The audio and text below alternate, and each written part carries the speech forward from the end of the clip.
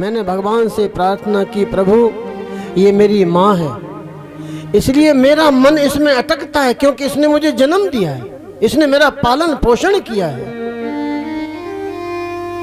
एक दिन मेरी माँ गई गौशाला में गाय का दूध दुहने के लिए, उसे सर्प ने काट लिया, उसकी मृत्यु हो गई। मैंने उसका दाह संस्कार किया और मैं निकल गया घर से उत्तरांचल की ओर। नदी के किनारे जाकर के मैं भजन करने बैठ गया। भजन करने जब मैं बैठा तो एक क्षण के लिए भगवान के श्री विग्रह के दर्शन मुझे हुए अंतर्घट में। एक क्षण के लिए अंतर्घट में मेरे भगवान की झांकी आई और आकर के वो झांकी अदृश्य हो गई। मैं छटपटाया, मैंने नेत्र खोले, आकाशवाणी हुई, कृष्णदास इसी प्रकार से मेरा भजन करते रहो, अगले जन्म में तुम्हें मेरा दर्शन अवश्य होगा। फिर बहुत समय के बाद महाप्रलय हुई, मैं जल में डूब गया, दोबारा से सृष्टि हुई। मैं भगवान के श्री विग्रह से निकल करके बाहर आया और भगवान की दी हुई ये वीणा, देखो व्यास जी, ये वीणा मुझे भगवान की दी हुई है। देवदत्ताम इमाम वीणाम, ये भगवान ने मुझे दी है वीणा। मैं इस वीणा में स्वर भर करके भगवान के गुणानुवाद गाता रहता हूं। अरे एक दासी पुत्र जब नारद की पदवी प्राप्त कर सकता है तो आप तो व्यास जी हो। मैं 4 श्लोक तुम्हें दे रहा हूं, इनकी रचना करो, भगवान के गुणानुवाद लिखो। श्री सूत जी ने कहना आरंभ किया, शौनक जी अब मैं तुम्हें परीक्षित के जन्म की कथा सुनाता हूं और यहीं से भगवान श्री कृष्ण की लीलाओं का उद्गम प्रारंभ होता है। युद्ध में 18 अक्षौहिणी सेना लड़कर के समाप्त हुई और महाभारत युद्ध भी कितने दिन चला? 18 दिन। पहले 10 दिन के प्रधान सेनापति रहे भीष्म पितामह, अगले 5 दिन के प्रधान सेनापति रहे गुरु द्रोणाचार्य, अगले 2 दिन के प्रधान सेनापति रहे मद्रराज शल्य,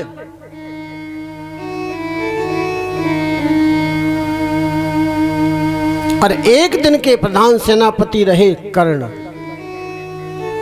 सब कुछ मिट गया, कुछ बाकी नहीं रहा। कर्मों के फलरूप, दुष्कर्मों के फलरूप सब कुछ मिट गया। सारे के सारे कौरव मारे गए क्योंकि वो लोग पापी थे, वो लोग अधर्मी थे, इसलिए मारे गए। पांडव क्यों बचे? क्योंकि ये पुण्यात्मा थे, इसलिए बचे। पुण्यात्मा बचता है और पापी धोखा खाता है, पापी गड्ढे में जाकर के गिरता है।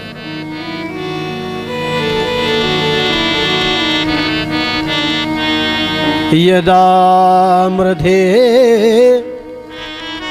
कौरव संजयाना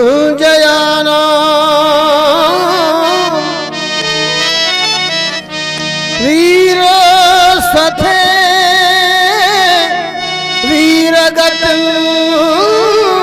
गते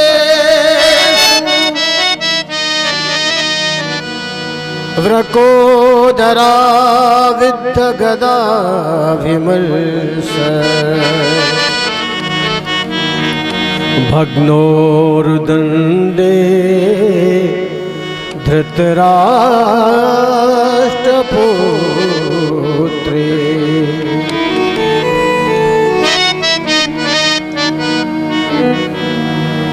एक दुर्योधन बच गया था, उसमें भी भीमसेन ने गदा घुमा करके मारी। कहां मारी? जंगा में, और जंगा को तोड़ दिया, जांग को तोड़ दिया। असहाय की तरह पड़ा हुआ है, रणभूमि में रो रहा। ये क्या हो गया?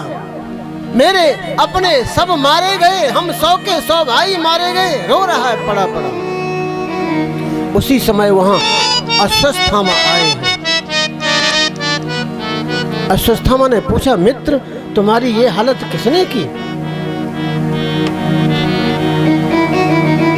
रो करके कह रहा है कि देखो अश्वत्थामा मित्र, हम सबके सब भाई मारे गए, इन 5 पांडवों में से एक भी नहीं मरा। महाभारत में दुर्योधन को मंदमती कहा गया है। हमारे महापुरुषों ने, हमारे संतों ने मति 4 प्रकार की बताई है। एक मति, एक सुमति, एक महामति और एक मंदमति। मति क्या है? न किसी का बुरा करें, न किसी का भला करें, भगवान का भजन करता हुआ अपना जीवन यापन करें, ये है मति। और सुमति, अपना भी सुधार ले और दूसरे का भी सुधार ले, भगवान का भजन करता हुआ अपने काम को भी ठीक रखे और दूसरे का कोई काम अगर बिगड़ता दिखाई दे रहा है तो उसको भी सहायता कर दे, ये है सुमति। और महामति, किसी दूसरे का कार्य अगर बिगड़ रहा है उसको देख करके हृदय द्रवीभूत हो जाए, हृदय पिघल जाए और अपना काम बिगाड़ करके दूसरे का काम बना दे, ये है महामति। और मंदमति, मंदमति तो वह है जो क्रोध के आवेश में आकर के अपना भी काम बिगाड़ ले और दूसरे का भी काम बिगाड़ दे, दोनों को चौपट कर ले, ये है मंदमति। तो दुर्योधन को मंदमति कहा है महाभारत में। अश्वत्थामा ने कहा, मित्र चिंता मत करो, मैं प्रातः काल 5 पांडवों के सिर लाकर तुम्हारे चरणों में डाल दूंगा। अश्वत्थामा गए हैं पांडवों के सिर लाने के लिए, लेकिन भगवान श्री कृष्ण जहां सारथी बने हुए हैं, अरे जिसकी बागडोर भगवान श्री कृष्ण ने अपने हाथ में पकड़ी हुई है, भगवान श्री कृष्ण की छत्र छाया जिनके ऊपर है, उनका कोई क्या बिगाड़ सकता है। अश्वत्थामा गए, द्रौपदी के 5 पुत्रों के सिरों को काट करके ले आए, ला करके दुर्योधन के सामने रख दिए। लो मित्र, अरे बड़े बड़े अतरथी, बड़े बड़े वीर जिस कार्य को नहीं कर सके, आज वह कार्य मैंने करके दिखाया। लो, मैं 5 पांडवों के सिरों को काट करके ले आया हूं। दुर्योधन चौंक गया, आश्चर्य हुआ है दुर्योधन को। दुर्योधन ने एक सिर उठाया, हथेली पर रखा और ऐसे करके दबाया है, सिर फट गया। रोने लगा अश्वत्थामा, नहीं रोने लगा दुर्योधन, नहीं अश्वत्थामा नहीं मेरे मित्र, ये पांडवों का सिर काट करके तुम नहीं लाए हो, तो द्रौपदी के 5 पुत्रों के सिरों को काट करके तुम ले आए। बच्चों की हत्या, ये घटना दुर्योधन को भी अप्रिय लगी, क्योंकि बच्चों की हत्या की है अश्वत्थामा ने। द्रौपदी को पता लगा, द्रौपदी रोने लगी है। अर्जुन ने कहा, चिंता मत करो, मैं उस आताताई का सिर ला करके तुम्हारे चरणों में डालूंगा जिसने तुम्हारे बच्चों की हत्या की है। अर्जुन गए हैं, ब्रह्मास्त्र का प्रयोग किया अश्वत्थामा ने। इधर से अर्जुन ने भी ब्रह्मास्त्र का प्रयोग किया, अश्वत्थामा के ब्रह्मास्त्र को शांत कर दिया, जाकर के पकड़ लिया, पकड़ करके बांध करके ले आए, द्रौपदी के चरणों में ला करके डाल दिया। द्रौपदी ने दशा देखी अश्वत्थामा की, तो द्रौपदी कह रही है, मुच्चिताम मुच्चिताम, छोड़ दो इन्हें, छोड़ दो। क्यों? एक तो ये ब्राह्मण है, दूसरे तुम्हारे गुरुपुत्र हैं, तीसरे अरे इनको तुम मार दोगे तो आज जो दशा मेरी हो रही है, इनकी माता तुम्हारी गुरु माता की भी यही दशा होगी। आज जो अपने बच्चों के वियोग में मुझे दुख हो रहा है, इनकी माता को भी वही दुख होगा, इसलिए इन्हें छोड़ दो। देखिए, आप विचार कीजिए, द्रौपदी के 5 पुत्रों को जिसने मारा, द्रौपदी उसके लिए कह रही कि छोड़ दो। द्रौपदी ने कभी अपना धर्म नहीं छोड़ा था, अपने धर्म का पालन सदैव किया है द्रौपदी ने। जो लोग धर्म का पालन करते हैं ना, भगवान उनकी रक्षा के लिए सदैव तत्पर रहते हैं। द्रौपदी के सामने कितनी भी विकट परिस्थिति आई, लेकिन द्रौपदी जी ने अपना धर्म नहीं छोड़ा, अपना सत्य नहीं छोड़ा। तो भगवान क्यों नहीं आएंगे? जहां धर्म है वहां भगवान अवश्य ही निवास करते हैं, अवश्य ही वहां भगवान आते हैं। द्रौपदी कह रही है छोड़ दो। अर्जुन ने भैया भीम की ओर देखा, भीम ने कहा दांत पीस करके, अरे अर्जुन इसको तो मार डालो, इसको जीवित मत छोड़ो। भगवान श्री कृष्ण की ओर देखा, भगवान श्री कृष्ण ने कहा अर्जुन अरे आता ताई को तो मार ही डालना चाहिए, जीवित नहीं छोड़ना चाहिए। और दूसरी बात, पतित से पतित ब्राह्मण का भी वध नहीं करना चाहिए। अब भगवान श्री कृष्ण ने दो बात कही, एक तो आता ताई को मारना और दूसरी बात पतित से भी पतित ब्राह्मण का वध न करना, दो बात कही। और द्रौपदी को और मुझे जो प्रिय लगे वह कार्य करो। अर्जुन भगवान के मन की बात को जान गए। अर्जुन ने अपनी कटार से अश्वत्थामा के मस्तिष्क में जो मणि थी, कटार के द्वारा उस मणि को निकाला, सिर का मुंडन कराया, आदि मूछ आदि दाढ़ी इसका भी मुंडन कराया और अपने शिविर से धक्का दे करके बाहर निकाला। ये 4 प्रकार से ब्राह्मण का अपमान ही ब्राह्मण की मृत्यु है। भगवान श्री कृष्ण द्वारका के लिए जा रहे हैं। भगवान से सब लोग भक्ति मांग रहे हैं, प्रभु बस सदैव आपकी याद बनी रहे, आपकी भक्ति बनी रहे। माता कुंती शांत और मौन खड़ी हुई है, माता कुंती कुछ नहीं कह रही है। भगवान ने कहा बुआ अरे सब लोग कुछ न कुछ मांग रहे हैं, आप क्यों नहीं कुछ मांग रही हो? आपके हृदय में कोई चंचलता नहीं है? आपका मन तो स्थिर हो गया है, बोलो ना, आप भी कुछ मांगो ना।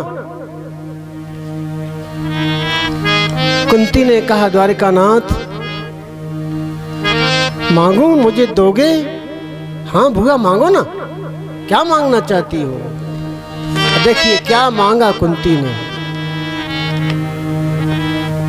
विपदः सन्तु नः शश्वतत्र जगत् गुरु भवतो दर्शनम्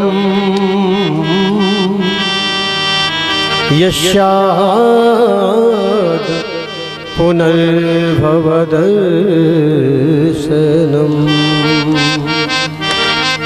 हे जगत गुरु, मेरे जीवन में सर्वदा पद पद पर मुझे विपत्तियों का सामना करना पड़े, ये वरदान मुझे दे दो। क्यों बुआ? अरे कितनी विपत्ति तुमने झेली है, कितनी विपत्तियों का तुमने सामना किया है, क्या विपत्तियों से अभी तुम्हारा मन भरा नहीं है ताकि विपत्ति ही मांग रही हो? अरे गोविंद, आपकी याद आ जाए, आपकी याद बनी रहे, इसलिए मैं आपसे विपत्ति मांग रही हूं गोविंद। क्योंकि मैं आपसे ऐश्वर्य सुख वैभव धन संपत्ति मांगूंगी तो आपकी याद नहीं आएगी, मुझे मैं भूल जाऊंगी। क्योंकि विपत्ति जब आती है तब ही आपकी याद आती है।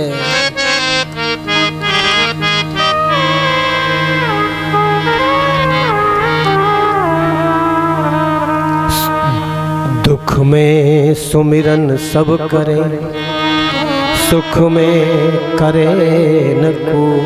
अरे गोविंद, मैं सुख मांगूंगी तो मुझे आपकी याद नहीं आएगी, मुझे आपका स्मरण नहीं होगा।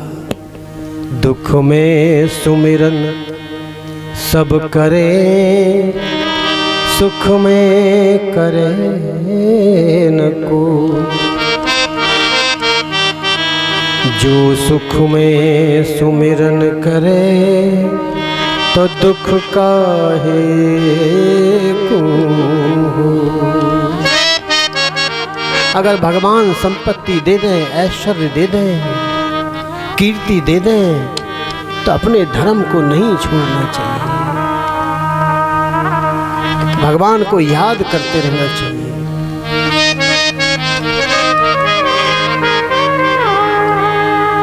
दुखों से अगर चोट खाई न होती तो भगवन तेरी याद आई न होती।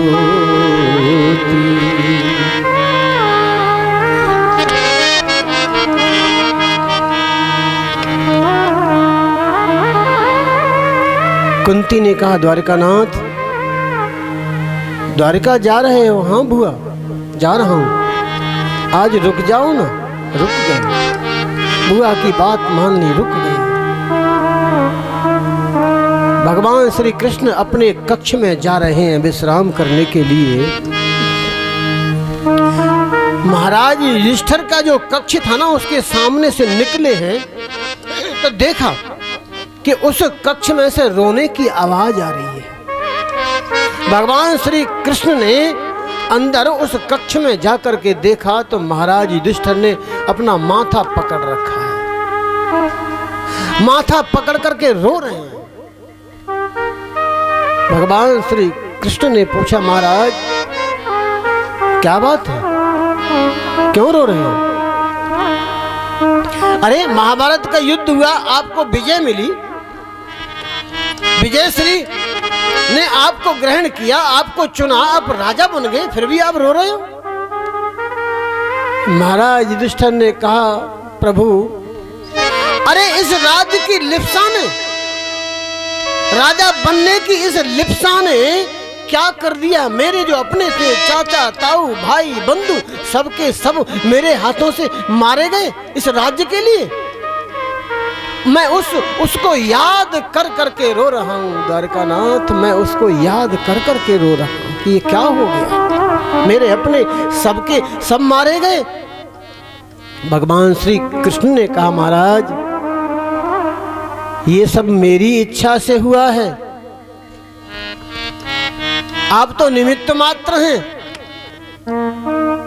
अब तुम एक काम करो, कुरुक्षेत्र में भीष्म पितामह पड़े हुए हैं सरसैया पर, प्रातःकाल मेरे साथ चलना, मैं तुम्हें उनके द्वारा ज्ञान प्राप्त कराऊंगा। बोली श्याम सुंदर भगवान की जय। प्रातःकाल हुआ, सब लोगों को लेकर के भगवान पहुंचे हैं कुरुक्षेत्र में।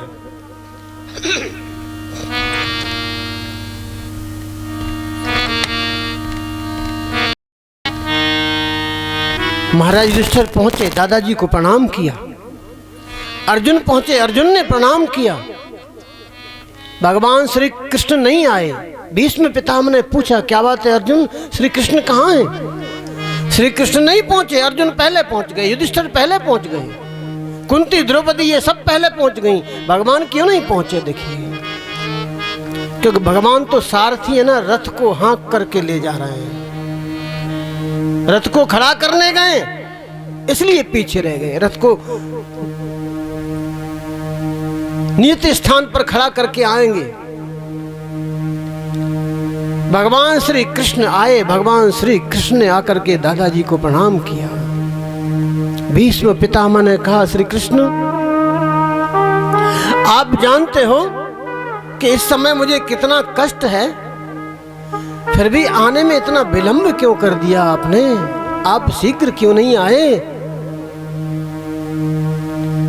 भगवान की झांकी करते करते भीष्म पितामह को ध्यान हो आया और युधिष्ठिर को लक्ष्य करके, इसलिए लाए थे युधिष्ठिर को भगवान श्री कृष्ण के भीष्म पितामह की 2 शब्द सुनने को मिल जाएं। महाराज युधिष्ठिर को सुनाने लगे हैं भीष्म पितामह।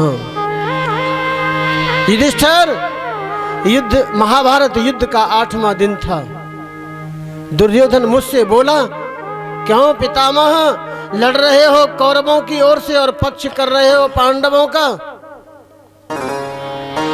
हमारे भाई मरते चले जा रहे हैं, उन पांडवों में से एक भी नहीं मरा। आप लोग ध्यान दीजिए, युद्ध प्रारंभ होने से पूर्व अर्जुन और दुर्योधन दोनों भगवान के पास आए थे। भगवान ने अर्जुन से कहा था, अर्जुन मेरे पास कुछ नहीं रहा, मेरी सेना को ले गया दुर्योधन, मैं तो अकेला रह गया हूं, मेरे पास कुछ नहीं है। तो अर्जुन ने क्या कहा था? अर्जुन ने कहा था, भगवान मुझे आपकी सेना की आवश्यकता नहीं है, मुझे तो केवल आपकी आवश्यकता है, आप मेरे साथ रहे। सेना भले ही दुर्योधन ले गया है, ले जाए, मुझे केवल आपकी आवश्यकता है, क्योंकि आप तो साक्षात धर्म है प्रभु, और जहां धर्म होता है ना वहीं विजय होती है। आप तो साक्षात धर्म है, मुझे किसी प्रकार की कोई चिंता नहीं है।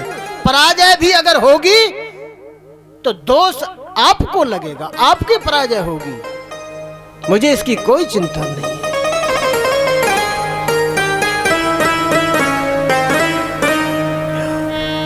दुर्योधन ने पितामह से जब ये कहा है कि हम सबके सब भाई मरते चले जा रहे हैं, इन पांडवों में से एक भी नहीं मरा है, तब भीष्म पितामह ने 2 पत्र लिखे थे, एक अर्जुन के लिए और एक भगवान श्री कृष्ण के लिए। उस पत्र में भीष्म पितामह ने प्रतिज्ञा की है। क्या प्रतिज्ञा है भीष्म पितामह की? लोकप मुनीस नारदादि सब देखे कान, वीर व्रत साधन को गौरव दिखाऊंगा। अर्जुन, पराक्रम और वीरता क्या होती है ये तुम्हें मैं कल के युद्ध में दर्शन कराऊंगा। कांपेंगे सुरेश शेष लेसना रहे गोकाल, मैं पारथ के सारथी को आयुध गहाऊंगा। ये मेरी प्रतिज्ञा है अर्जुन, कल के युद्ध में मैं तुम्हें मार डालूंगा, तुम्हें जीवित नहीं छोड़ूंगा। अगर तुम जीवित रहे, तुम्हारे जीवित रहने का केवल एक ही उपाय है, तुम केवल एक ही उपाय से बच सकते हो। भगवान श्री कृष्ण ने अगर शस्त्र उठाया, उनकी ये प्रतिज्ञा है कि मैं महाभारत युद्ध में शस्त्र नहीं उठाऊंगा। भगवान श्री कृष्ण को अपनी प्रतिज्ञा तोड़नी पड़ेगी कल के युद्ध में अर्जुन। या तो भगवान श्री कृष्ण अपनी प्रतिज्ञा तोड़ेंगे या कल के युद्ध में तुम्हारा वध होगा। इन दोनों कामों से एक काम जरूर होगा। मां गंगा की कसम, जो ऐसो ना करूं तो मैं महाराज शांतनु को सुत ना कहूंगा। अर्जुन को जब पत्र मिला है, अर्जुन ने पत्र पढ़ा और पत्र को पढ़ करके लगाया सिर के नीचे, तकिया के नीचे, अर्जुन सो गए।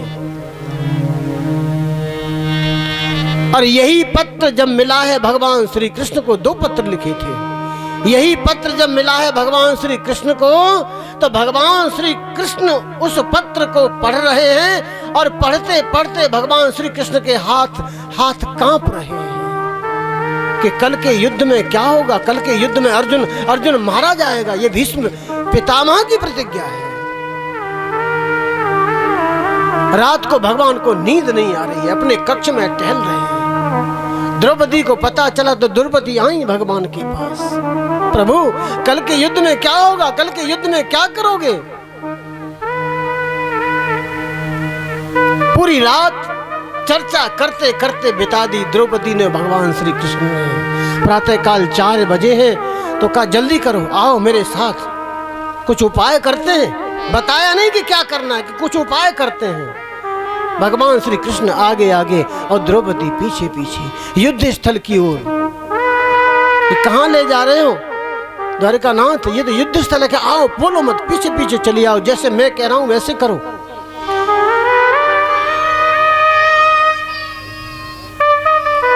भीष्म पितामह का जो कक्ष था, उस कक्ष के पास जाकर के खड़े हो गए। द्रौपदी को समझाया कि लंबा घूंघट लगाओ नाभि तक, और अंदर इस कक्ष में बैठे हैं भीष्म पितामह, पद्मासन लगा करके, उनके नेत्र बंद हैं, वो मेरा ध्यान कर रहे हैं। तुम जाओ, उनको प्रणाम करो, और प्रणाम इस प्रकार से करना कि अपना जो माथा है, अपना जो मस्तक है, उनके चरणों में जाकर के रख देना, और इस प्रकार से रखना कि भीष्म पितामह को यह पता चल जाए कि किसी ने मुझे प्रणाम किया है। द्रौपदी गई, नाभि तक लंबा घूंघट लगा करके पहुंची हैं।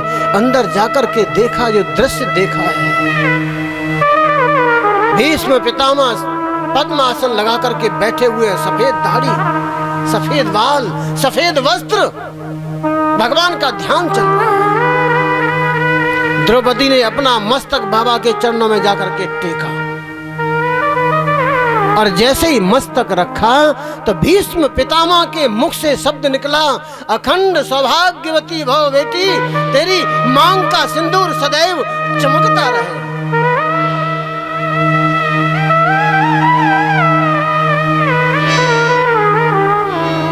ये शब्द सुनते ही द्रौपदी ने घूंघट उठाया, और घूंघट उठाया तो द्रौपदी को देख करके भीष्म पितामह चौंक गए। अरे द्रौपदी, तुम इस समय यहाँ कैसे आई? तुम्हें कौन लाया यहाँ?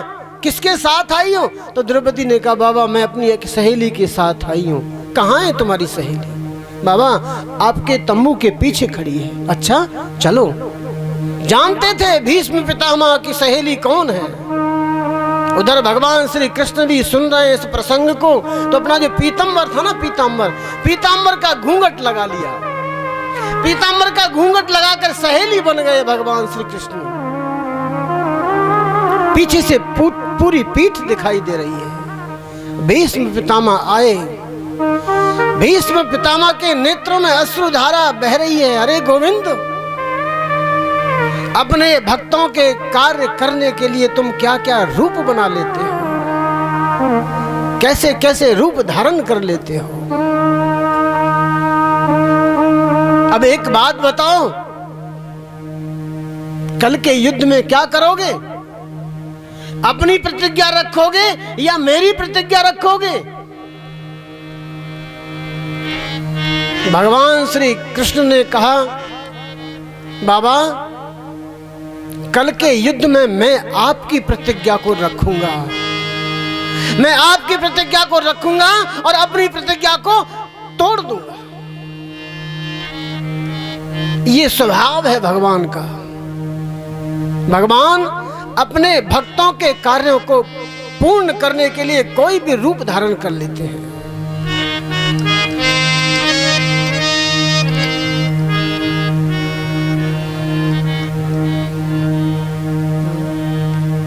ये युधिष्ठिर को बता रहे हैं प्रसंग। युधिष्ठिर कैसा स्वभाव है भगवान का। अर्जुन की रक्षा करने के लिए और मेरी प्रतिज्ञा को रखने के लिए इन्होंने अपनी प्रतिज्ञा तोड़ दी थी महाभारत युद्ध में।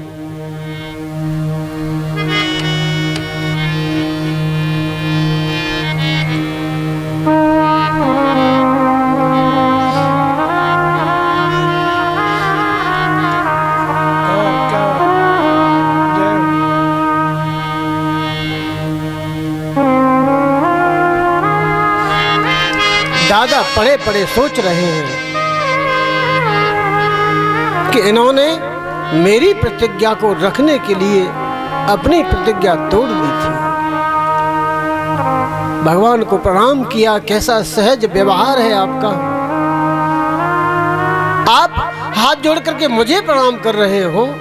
आप जगत के मालिक होकर के, जगत पिता होकर के, जगत पति होकर के आप मुझे प्रणाम कर रहे हो। कैसा व्यवहार है आपका, कैसा सहज स्वभाव है आपका। और भीष्म पितामह ने यहाँ भगवान श्री कृष्ण की स्तुति की है, प्रार्थना की है। इति मति रूप कल्पिता वितृष्णा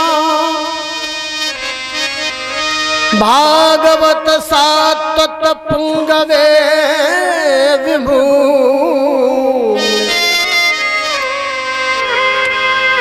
स्वसुखमुपगते क्वचिदुहर्तुं प्रकृतिमुपेयुषि यद्भव प्रवाह। हे द्वारिकानाथ, अब मेरी मृत्यु का समय निकट है। अब मृत्यु के समय मेरी अपनी जो बुद्धि है ना, मेरी स्त्री रूपी जो बुद्धि है, ये अनेक प्रकार के साधन करने से, अनेक प्रकार के अनुष्ठान करने से अत्यंत शुद्ध हो गई है, कामना रहित हो गई है। मेरी इस बुद्धि में अब कोई कामना नहीं है किसी प्रकार की। मैं अपनी इस स्त्री रूपी बुद्धि को भगवान श्री कृष्ण के चरणों में समर्पित करता हूं।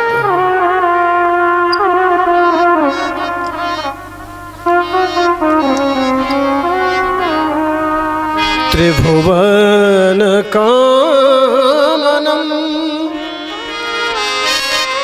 तमाल वर्णम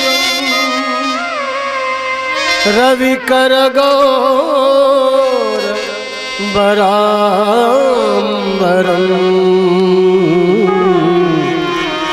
दधाने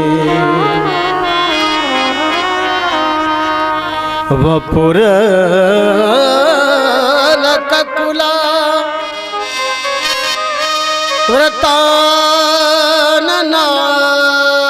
व्रताननाब्जम् विजय सखे रतिरस्तु मे वध्या। आपके सुंदर श्याम शरीर पर पीतांबर लहराता रहता है। तमाल वृक्ष के समान सांवला आपका रंग है। कमल सदृश मुख पर घुंघराली अलकें लटकी रहती हैं। प्रभु, आप अर्जुन सखा श्री कृष्ण में मेरी निष्कपट प्रीति हो जाए, मैं ये वरदान आपसे चाहता हूँ अंत समय में, मरते समय। और प्रभु, जब तक मेरे प्राण इस शरीर से न निकलें तब तक मेरे सामने आप ऐसे ही खड़े रहो, मुझे आपका दर्शन ऐसे ही होता रहे। इतना तो करना स्वामी ने कहा रहता।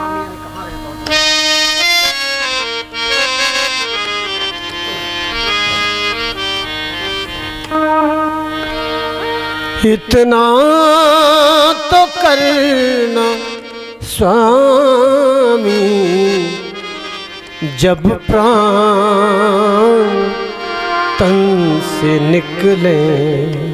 वाह, क्या क्या लिख गए हमारे महापुरुष, कैसे कैसे शब्दों को पिरो गए अपनी पंक्तियों में।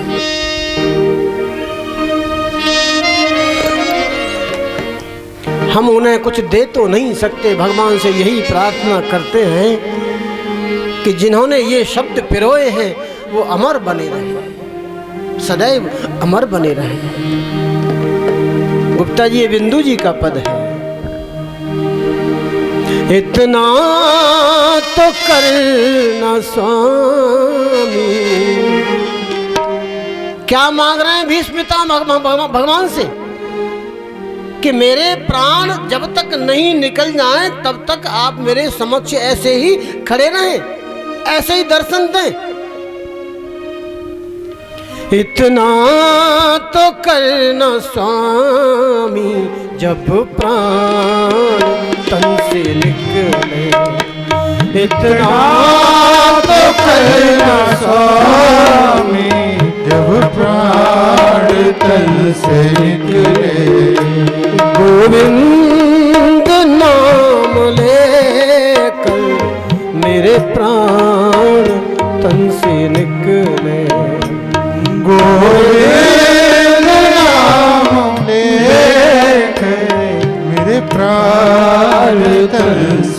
निकले। इतना तो करना स्वामी जब प्राण तन से निकले। तो करना स्वामी जब प्राण तन से निकले।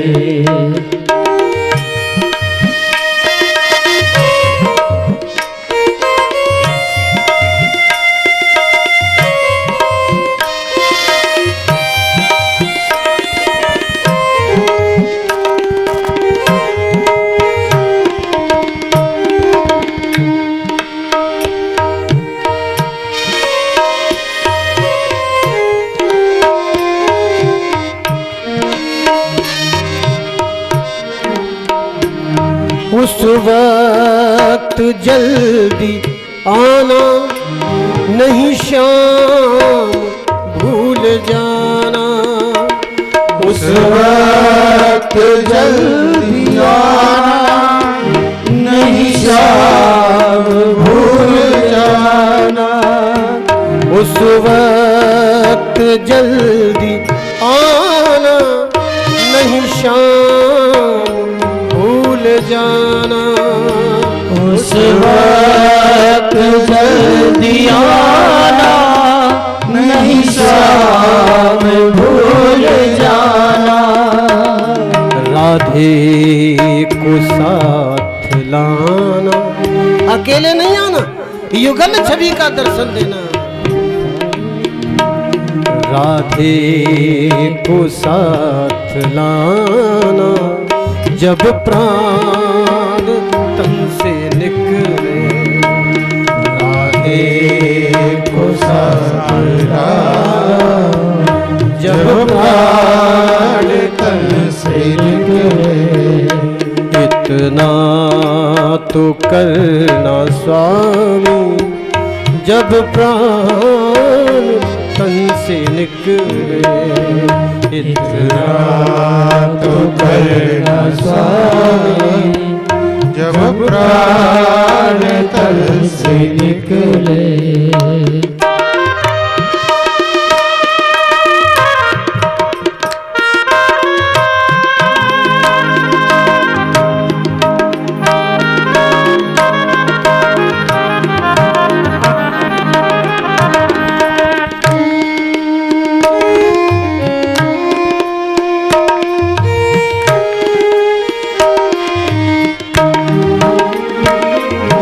गंगा जी का तट हो, जमुना का बंसी वट हो।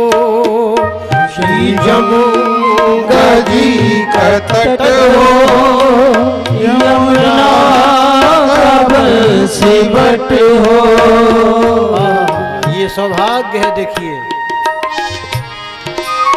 जमुना या बंसी वट हो, जमुना के किनारे पर, और सामने बंसी वट भी है। गुप्ता जी, सामने बंसी वट भी है। ये इंडिकेशन है। श्री गंगा जी का तट हो, यमुना का बंसी वट हो। श्री गंगा जी का तट हो, यमुना का बंसी वट हो। मेरा सांवरा निकट हो, मेरा सांवरा निकट हो। जब प्राण तन से निकले। सांवरा निकट हो, जब प्राण तन से निकले। इतना तो करना स्वामी जब प्राण तन से निकले।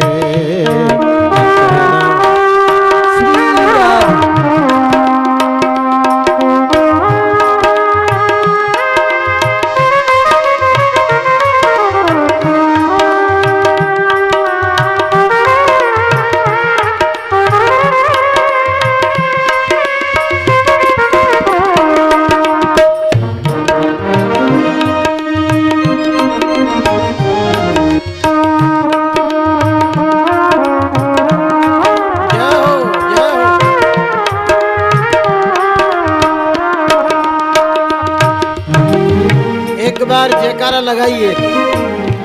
बोलो बंसी वाले बाबा की जय। देखिए बंसी और मुरली दोनों एक ही चीज है ना। तो बाबा मुरलीदास जी हमारे पास बैठे हुए हैं, आशीर्वाद दे रहे हैं, और बंसी वाले बाबा ये भी आशीर्वाद देने के लिए आ गए। दोनों बंसी, एक मुरली एक बंसी। जय हो।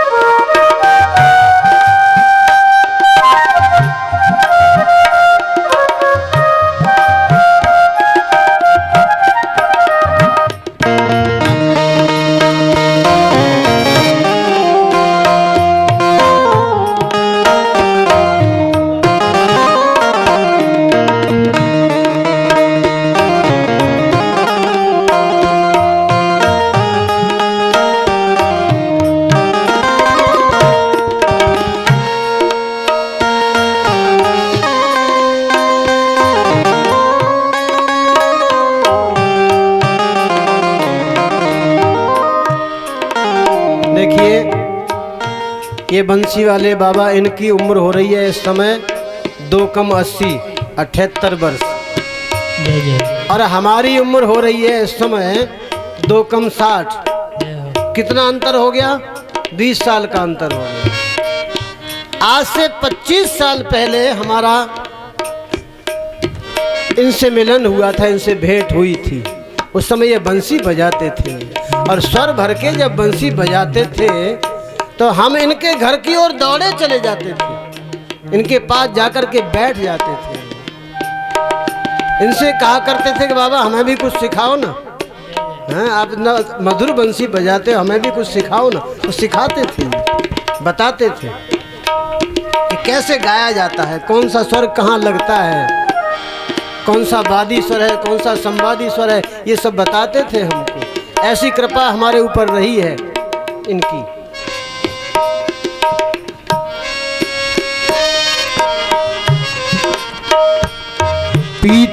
पीतांबरी कसी हो छवि मन में ये बसी हो।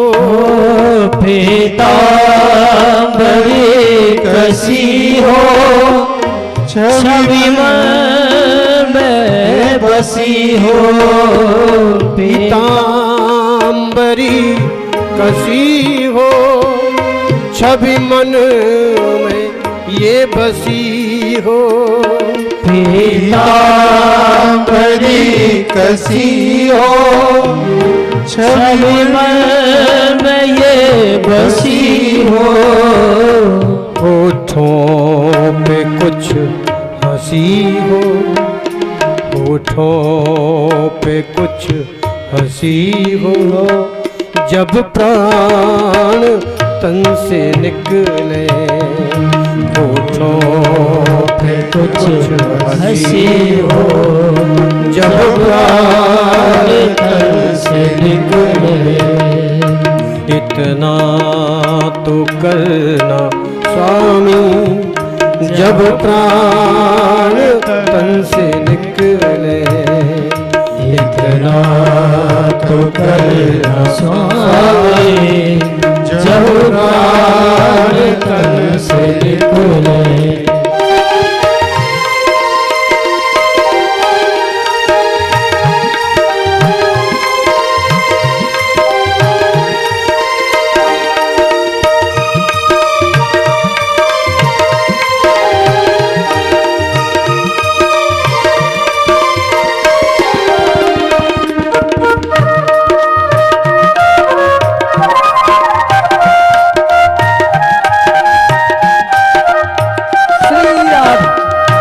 सिर सोहना मुकुट हो, मुखड़े पे काली लट हो।